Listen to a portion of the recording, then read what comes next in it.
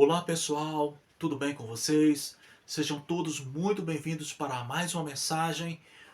Agora eu quero pedir a vocês que se inscrevam no canal, dê o seu like, compartilha, para que o canal tenha relevância e possamos juntos apressar a volta de Jesus.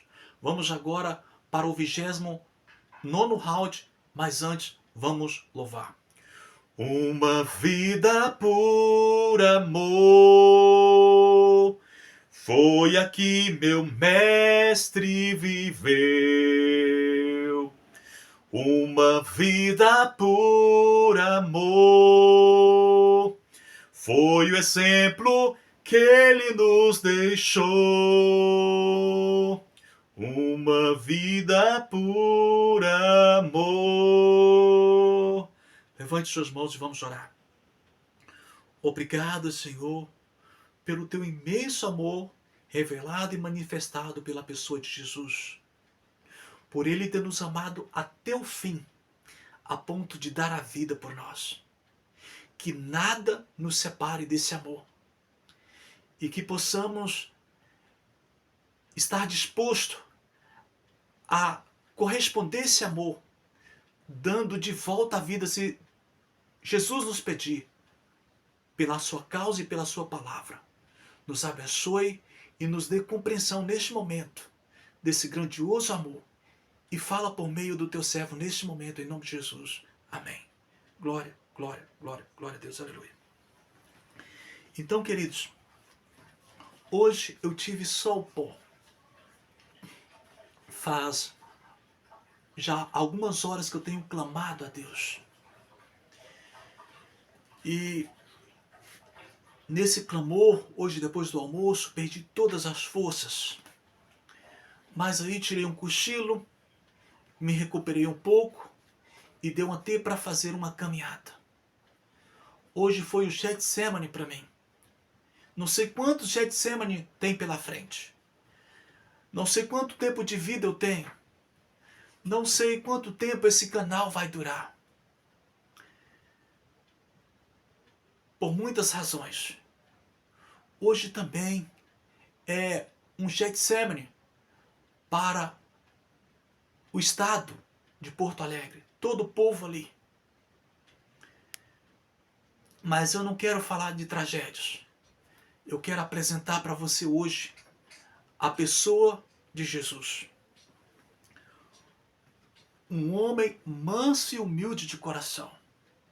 As pessoas destacam muito a mansidão e humildade de Jesus. Mas não destaca que Jesus era uma pessoa cheia de autoridade. Extremamente sensível.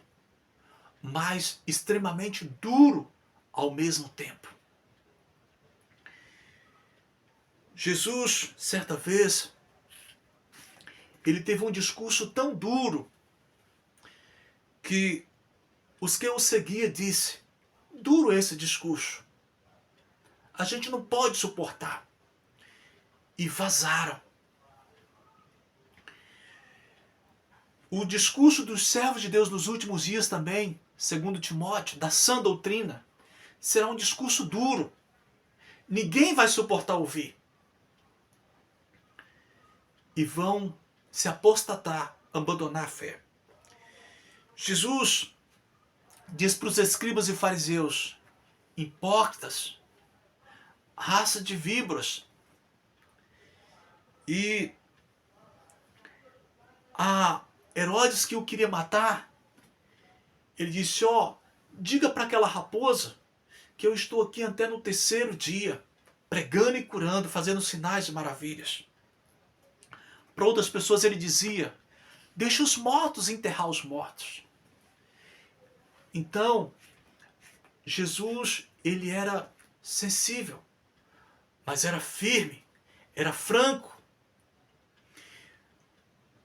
Houve um momento que Jesus, ele demonstra toda a sua indignação, sua ira, ao purificar o templo de todos aqueles que faziam da sua casa de oração comércio. Jesus mostrou ali ódio. Diz em Apocalipse 2, versículo 6, Deus falando com aquela igreja, o anjo falando: tenho a teu favor que tu odeia as mesmas coisas que eu odeio. Então, nos nossos dias, haverá fiéis que amam tanto Jesus e sua palavra e odeia tanto o pecado. E haverá pessoas que odeiam tanto os filhos de Deus a ponto de matar. Ou seja, uns dispostos a morrer por amor, odiando o pecado, e outros odiando a palavra de Deus e os seus santos, a ponto de matar. Mas, queridos,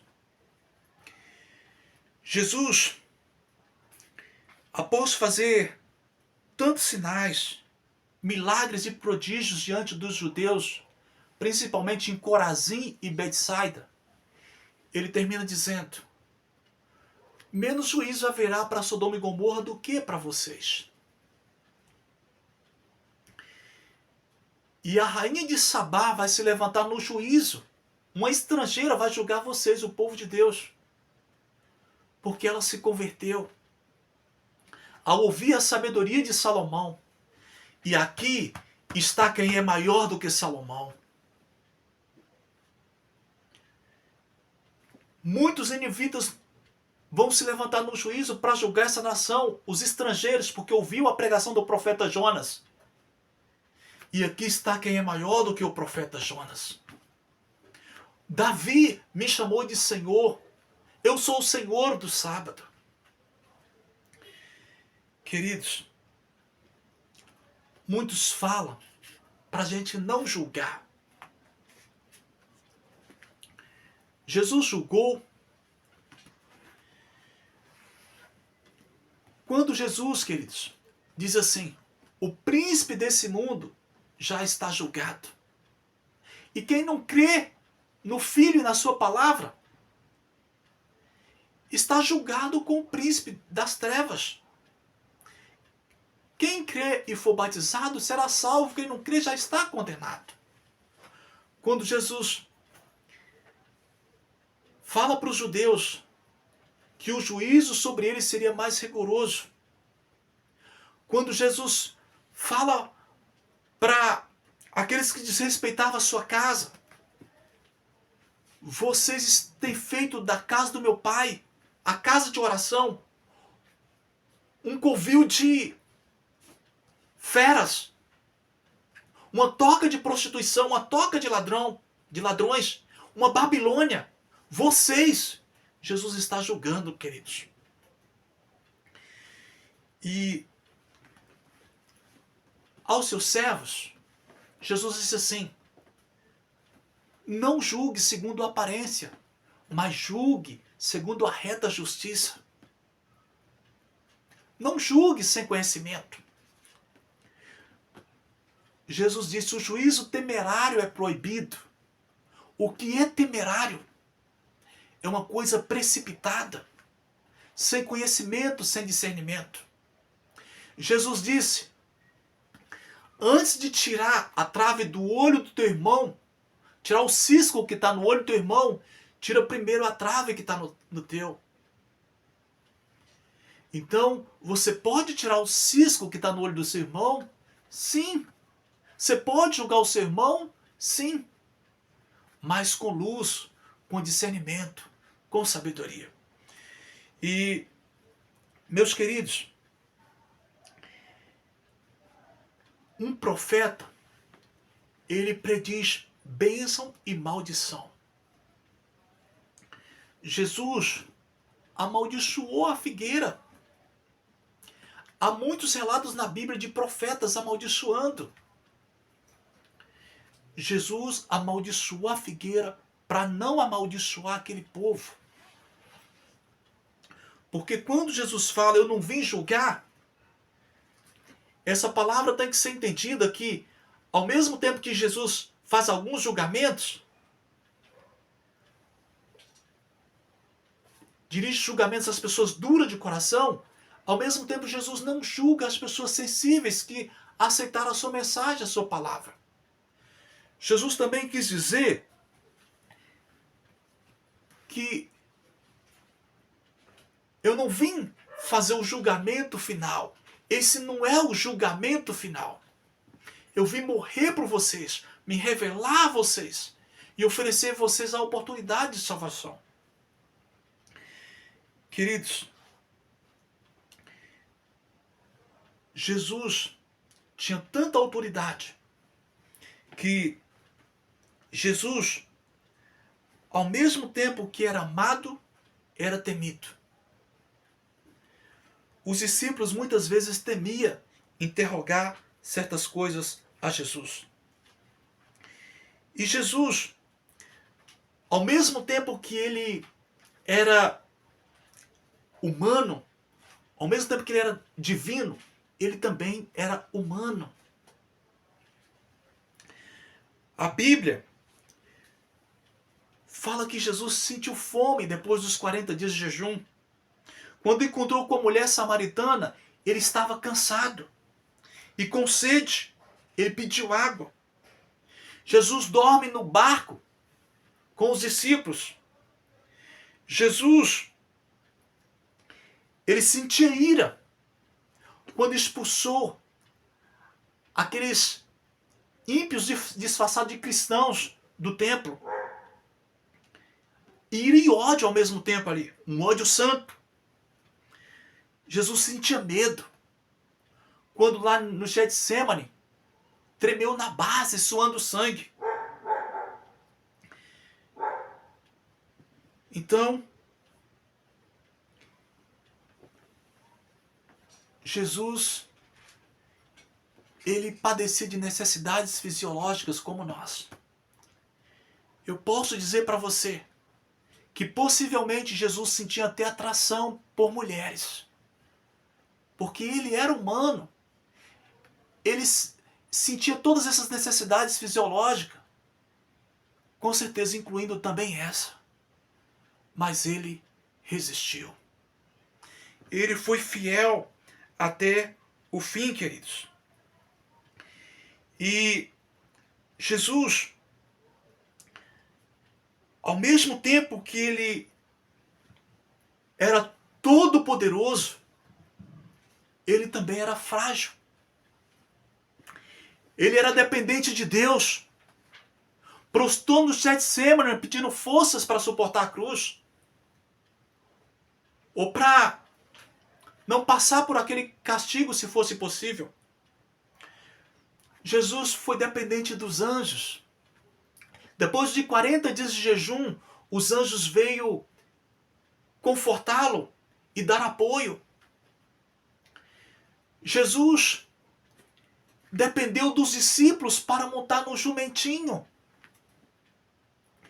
Jesus dependeu de mulheres. Havia um grupo de mulheres abastadas que supria as necessidades de Jesus. Ao mesmo tempo que Jesus era o Todo-Poderoso, Jesus também era dependente. Submisso a Deus, e diz a Bíblia que submisso também aos seus pais. Queridos, Jesus também, ele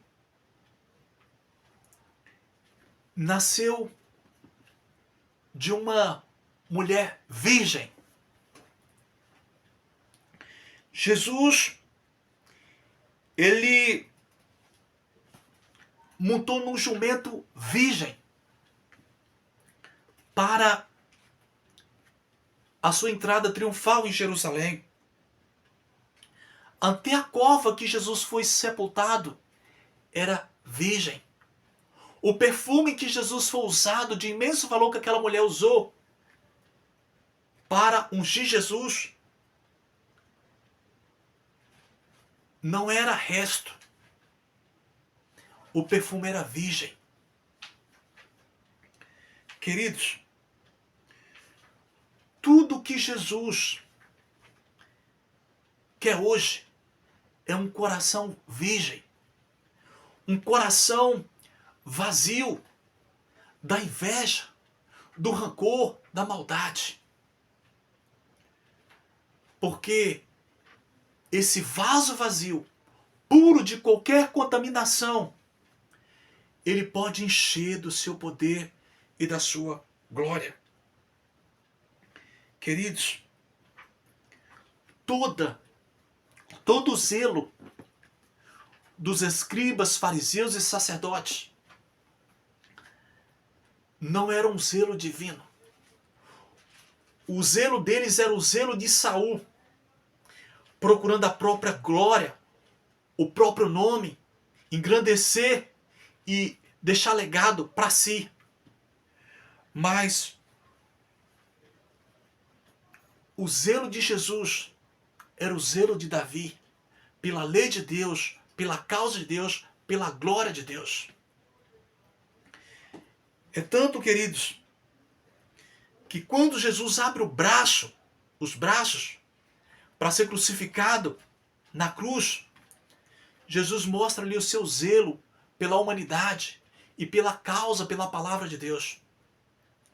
E quando seus inimigos o crucificam, ali é demonstrado publicamente o ódio deles, que eles vieram por tanto tempo tramando ocultamente em seus corações, fazendo uma aliança maldita. O próprio pagão Pilatos relata que eles entregaram Jesus por inveja. E o pagão fez de tudo para salvar Jesus, de tudo e mais um pouco. E não conseguiu, porque o clamor da multidão crucifica prevaleceu. Provavelmente ali teve muitas pessoas crucificando Jesus que receberam o milagre de Jesus e comeu do pão que Jesus multiplicou. Traíram Jesus, como os 10 leprosos que 9 esqueceram de agradecer. Ingratos. E eles, meus amigos, fizeram uma aliança terrível. Os judeus entregaram Jesus para os romanos crucificar. Fizeram aliança com seus inimigos romanos. Judas,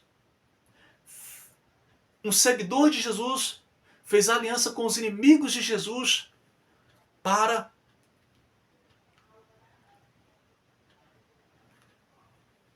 o crucificar.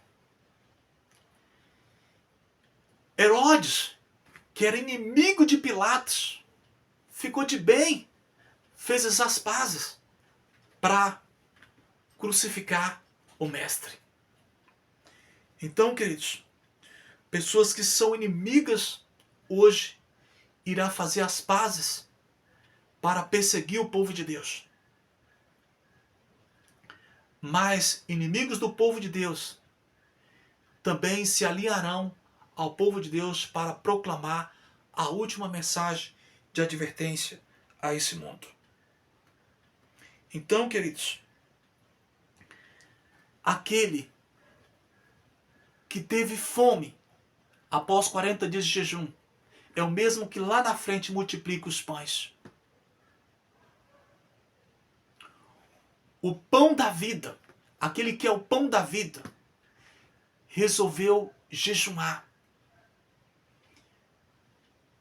passar fome, para nos mostrar o que é domínio próprio. Aquele que era a fonte da água da vida, teve sede. Aquele que era o Todo-Poderoso, foi dependente. Aquele que submetia os demônios, era submisso a Deus e a seus pais. E amou até o fim. Amava de tal maneira, fez tantos milagres, tantos sinais, tantos prodígios, que milhões o seguiam. A ponto de os discípulos bolar uma estratégia. Vamos fazer um barco para esse homem pregar perto da praia. Para qualquer coisa, a gente pegar o barco e entrar para dentro do mar, para esse homem não morrer espremido ou pisoteado. o medo dos discípulos de que Jesus fosse morto. Um homem que não tinha tempo nem para beber, nem para comer ou fazer suas necessidades fisiológicas, porque a sua comida e a sua bebida consistia em fazer a vontade de Deus. Que a vontade de Deus se cumpra na sua vida. E que você possa se unir ao povo de Deus que guarda os seus mandamentos na pregação do Evangelho, apressando a volta de Jesus, com coração humilde, mas ao mesmo tempo cheio de poder, cheio de autoridade e cheio de sensibilidade, mas franqueza. Cheio de franqueza. Falando com amor, mas falando com franqueza, como Jesus. Chamando esse povo para arrepender dos seus pecados. Essa é a mensagem de todo o Novo Testamento. Temer a Deus, dar-lhe glória e guardar os seus mandamentos, porque é chegada a hora do seu juízo. Vamos orar? Grandioso Deus, Pai querido, as tragédias, meu Pai, uma atrás da outra, o ódio no coração das pessoas, mostra o quanto a nossa redenção se aproxima. Nos ajude, meu Pai, a inclinar-nos a face diante de Ti, nos submetendo à Tua vontade e clamando por Teu socorro, pela Tua ajuda, para que o Senhor venha logo nos libertar e para que antes da volta de Jesus sejamos transformados para podermos subir contigo para o céu. Perdoa os meus pecados, meu Pai, e que haja na minha vida e na vida dos meus ouvintes o mesmo sentimento que houve na vida da pessoa de Jesus. Nos abençoe, nos transforme, nos perdoe e nos dê a tua paz. Em nome de Jesus. Amém. Repito para você. Hoje passei por um Getsemane. Não sei quantos Getsemanes ainda terei que passar. Ou quanto tempo de vida eu terei. Ou quanto tempo esse canal vai ficar no ar. Mas pregamos enquanto é dia, porque a noite vem quando não podemos trabalhar. Não sei se essa é a minha última mensagem. A volta de Jesus precisa ser anunciada e proclamada a tribos, línguas, povos e nações. O Senhor te abençoe e te guarde, e o Senhor te dê o seu poder, a sua graça e a paz. Em nome de Jesus. Amém.